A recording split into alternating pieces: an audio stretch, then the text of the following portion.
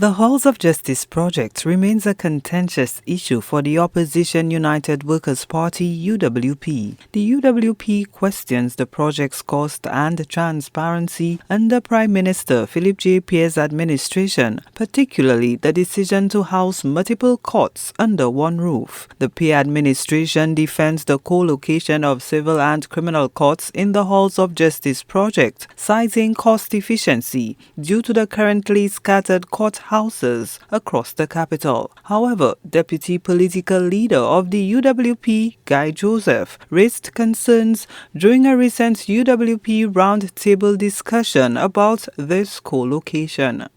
What are the projections?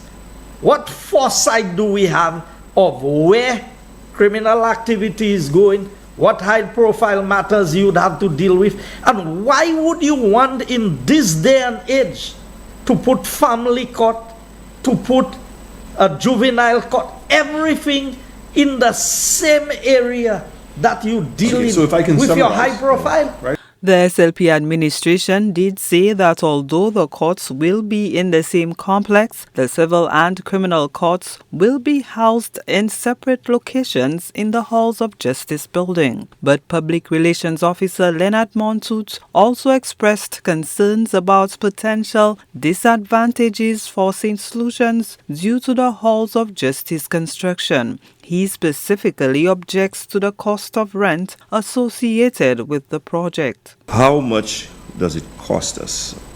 Has our government, has our Prime Minister told us what the rent will be? Because in effect, the rent will be the quarterly or monthly repayment of the financing that is being provided, which means the payment of the loan. And at the end of the day, when we have repaid that loan, we need to know how much it is that we paid per square foot of that building. That is very important. I am hearing figures of 133,000 square feet is the footprint, 126,000 square feet, which is the square footage of the entire building. And I'm hearing figures of 143 million, 165 million. How much does it cost us?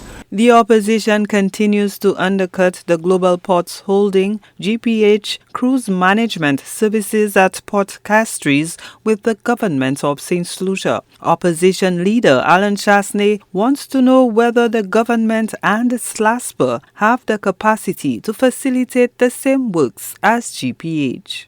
He has called out the board of directors of SLASPA. Okay. At the end of the day that they're appointed. Once they're appointed, they are to act independently in the best interest of SLASPA. Right. Okay? There's no way that any one of those board of directors, the director of finance, the PS of infrastructure, and some of the private sector people on that board, could ever convince me, I dare say anybody in St. Lucia, right, that this is a good deal.